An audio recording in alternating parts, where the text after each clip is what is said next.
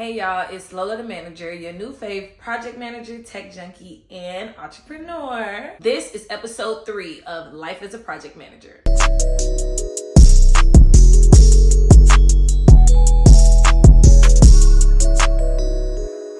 In today's video, I'm gonna go into my educational background because I know everyone wants to know, what do you need in order to be a project manager? All right, so let's take it back, way back to 2008 to be exact. I am a first generation college student. Both of my parents were born in Haiti. They came to America. That's where they met each other. They met each other in America literally 2 years before I was born. They both came into the relationship with their own kids, and then I was the first one that they had together. Ever since I was a kid, I was always into school. I loved school. In 2nd grade, the school reached out to my parents saying, hey, we would like to test your child to see if she's gifted. My mom, being an immigrant at that time, did not know what that meant. So she was like, is that a bad thing or a good thing? And they were like, no, it's a good thing. I got tested, ended up in gifted classes from 3rd grade all the way up until I completed my high school career. As a kid, I don't really know or remember what my aspirational goals were. I know I always said that I wanted to work with kids. If you're from the islands, you know that your parents have an idea of like 4 main jobs in which you can have. It's like a nurse, a doctor, a lawyer, an engineer, right? Like those are the only options.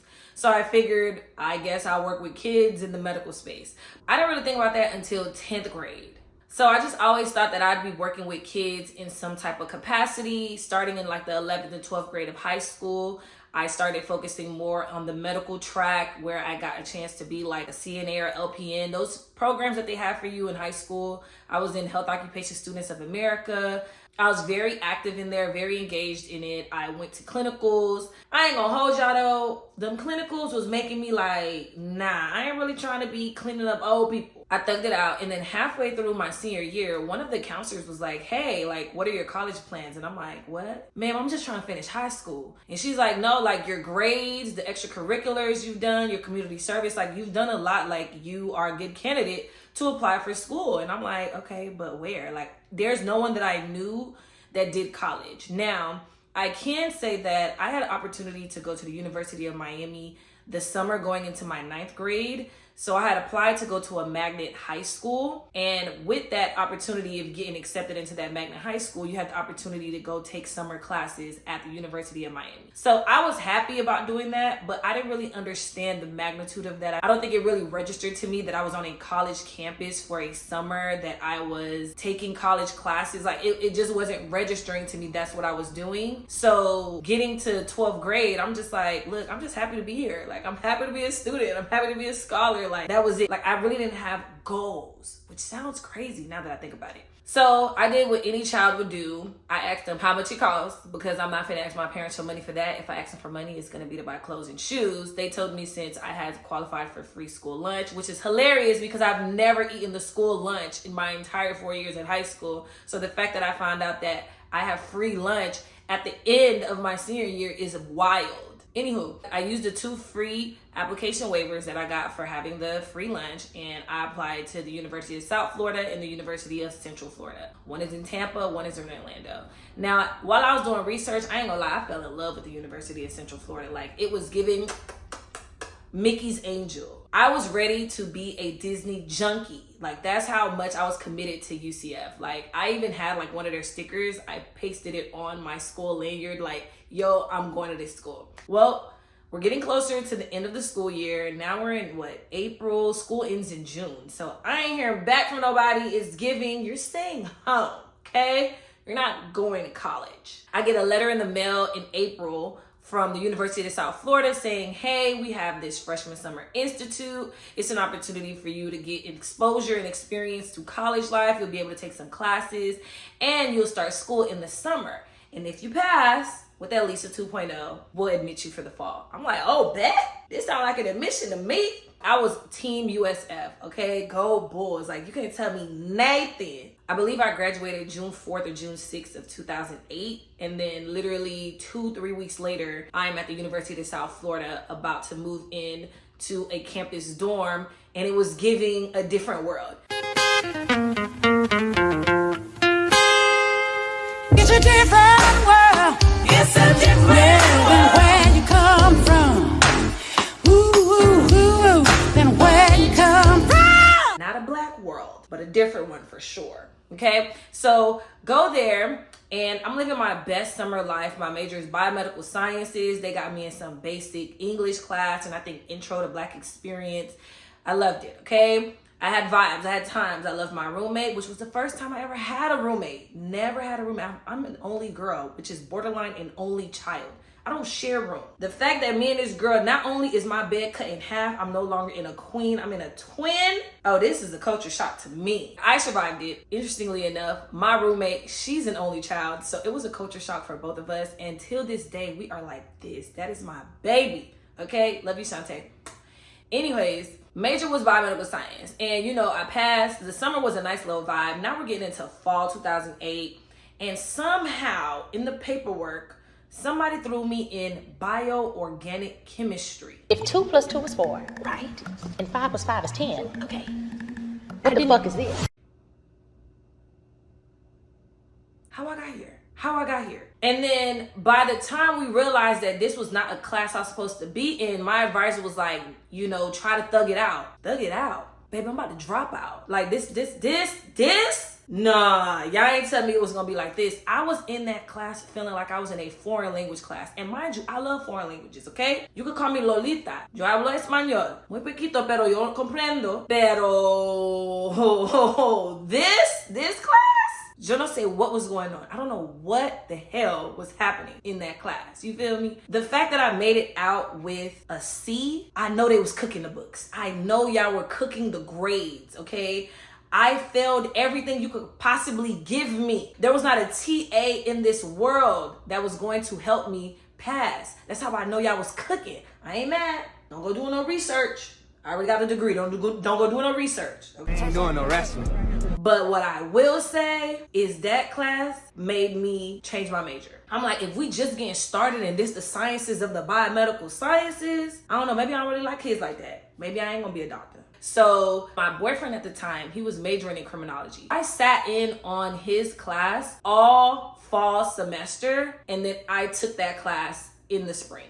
And I thoroughly enjoyed it. And guess what? I passed and I changed my major to criminology and sociology. Interestingly enough, my brother gets his first juvenile arrest. Baby, y'all need me. Y'all need me, okay? I'm about to be the family lawyer, okay? That was the goal. That was the vision. It didn't really work out like that. I ended up graduating with an interdisciplinary social sciences bachelor's degree. That's a long word to say that I flunked out of criminology, and so I had to take social sciences so I can just say that my concentrations are criminology and sociology. And when I say flunked out, I mean, I think I got like 2 Ds, maybe 3, and then I didn't have any more like withdrawals or waivers to like where you could retake the class and then knock out the D and stuff like that. It was a bit much. College was a time. It was a time. I ain't gonna hold you, okay? Thank God that I am not judged or held to the standard of the grades that I got.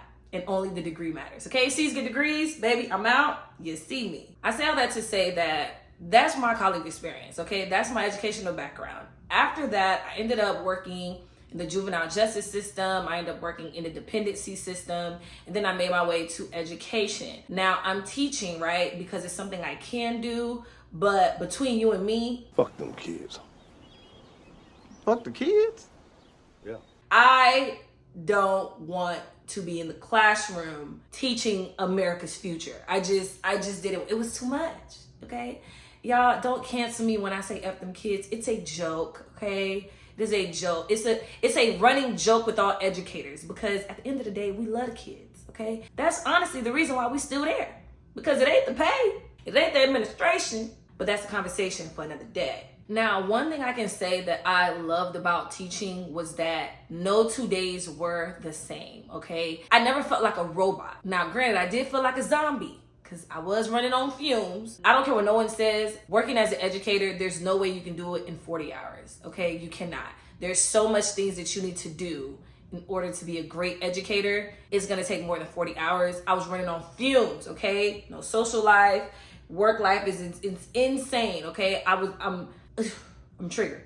Enough of that. My first year teaching, I taught 2nd grade. I think that's instrumental to everything that I did afterwards, because 2nd grade, I was able to teach 8-year-olds. And I learned an extremely valuable lesson that I hold near and dear to me till this day. If you cannot explain it to a child, you don't understand it enough. So everything that I've done after I left second grade was my marker, my metric for myself, my KPI is, can I explain this to a second grader? If I can't, I don't understand it deeply enough, and I need to get back to the drawing board. Now, after that year teaching second grade, the remaining years I was with high schoolers, okay? I think I did like a brief stint with middle school. God bless anybody that works with middle schoolers. But high schoolers, I felt that I was able to better serve them because I was able to catch things that I caught in second grade. It's not that you don't like the subject, it's that you actually have a problem with phonetic awareness or something like that. You get what I'm saying? Like, you don't understand how to blend letters. That's why you're struggling to read this word aloud, right? So because I understood that, I was coming from that type of place and I knew how to better serve y'all. While teaching high school, I realized that a lot of these kids have no plans for when school is done, just like me. And if I'm being honest, I didn't have a me for me. Okay, my oldest brother, he went straight to the military after high school. The other brother, I don't think he finished, and then I think he went back and got a GED. And then there's me. My dad has collegiate education, I think. Child, don't quote me, okay? Because, you know, people be telling stories and I haven't been able to fact check his. My mom, her education ended at elementary, and I think when she came to America, she went to one of those technical schools to like learn English and the basics. But as far as like going to an institution and gaining some type of education, nah, they ain't have that. And then also working in like corporate, they ain't have that either. They didn't have no business for me to take over. Like, it was really me creating my own blueprint and finding my own way. I figured that I can stay in education, figure out life. I can go to school, get my master's in education, and then that could probably level me up as a career professional. So I ain't gonna hold y'all. I got that master's degree thinking that one, it was gonna get me out the classroom, and two, it was gonna give me more money. It did neither. That's when I realized I definitely got to get out of this education world. Like, there's no way that I'm going to live the luxurious life, the rich life, the amazing life that I want for myself and still be here in the classroom. There's no way. Absolutely not. But I'm grateful for it because that ended up giving me an opportunity to make more money in other roles that are outside of the classroom and probably outside of the school as a whole. I'm not ashamed to say it. I don't even know how much my master's degree cost, but I know I have debt from it and I don't use it. But I do like saying that I have it because I like the fact that I do have higher education and I value the education that I got because it's instrumental towards the programs that I'm involved with and that I spearhead. And it's one of the reasons why I continue to give back and pour into the youth because I truly do value working with the youth. I just realized that I'm not going to be able to go the traditional route. I can't just be a classroom educator working with youth. I'm not going to be able to be as impactful as I would like to be in the way that I would like to be, and I won't be able to have the income that I would like. So there's other ways around that. Now let's get into the certifications that I have. So I told you guys that I went to the University of South Florida, got my bachelor's degree in interdisciplinary social sciences. I went to Concordia University and I got my master's in career and technical education. And then now I have a whole bunch of certifications, not a whole bunch, but I'm working on getting a new certification every year. I did not do it in 2023, but I am tightening up for 2024. All right, so let's get into it. First certification that I went after was a digital marketing certification and a social media management or social media marketing certification from HubSpot Academy. I tell this story all the time, but while I was in college, I had opportunity to be part of an amazing radio show, and that radio show introduced me to the world of marketing, right? During a time where marketing isn't what it is today, but we were implementing things that I see today back then. And I believe if we had kept at it, we would have been one of the major radio shows that you see today. With all that marketing that I was doing, I didn't have any certification. I didn't take any classes. This was just all research, trial and error, A/B testing. Like, that is what I was doing.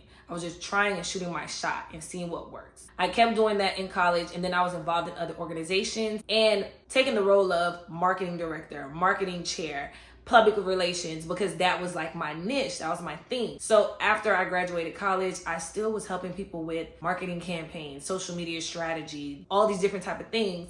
And once I got to the point where I knew that I wanted to get out of the classroom, baby, I need to start selling my services and having my business where I'm giving these marketing tips. So I felt that all the word of mouth clients that I got was literally based off of people that kind of saw me work in college. But as I transition into the workforce, as I transition into the real world around people that don't know me, and they're not just gonna go off of the word of a friend, I needed to show that I know what I'm doing. Like, I'm not new to this, I'm true to this. Hence why I went and got those social media marketing certifications and digital marketing certifications. I didn't really learn anything new, but I know having that in my back pocket allowed me to be more marketable. So now I'm showing you these results. You don't even know what it is because you don't really know marketing, but you do understand that if somebody got a certification in something, they must know something. Then after that, once I decided to fully go into project management, I started with the Google Project Management certification via Coursera. It's a total of 6 courses. One of them is a capstone, and in total, it makes the Google Project Management certification. So I did that in like 3 weeks, even though it's supposed to take you up to 9 months. This is what happens when you have a lot of time on your hands. And then lastly, I went and got the PMP, the actual Project Management Professional certification. And that is what you get once you have at least 3 years project management experience. So like I said, I'm not new to this, I'm true to this. I do plan to continue getting certifications. In one of my future videos, I'm gonna talk about other certifications that I think project managers should consider, not required, but should consider if they wanna stay marketable and appealing to different employers. And that's all for my educational background. I hope this wasn't too much, but y'all know I love a good story time. And I know that you guys are tuned into this series to learn all things project management. But for me, I'm someone that feels like you gotta kind of know the person that's talking to you before you take heed to what they're saying. In these beginning episodes, you're getting more information about me, about project management, about my background and experience, so that you know that you truly are in good hands. Now, if you have any further questions about project management or even my career and my educational background, feel free to drop comments and let me know what you're thinking. Give me some more questions. I just love engaging and interacting with folks. Be sure to follow me on Instagram, TikTok, and Twitter at Lola the Manager. And of course, smash the subscribe button. Like, come on now. Like, we 3 episodes in. Let's get into it. Until next time.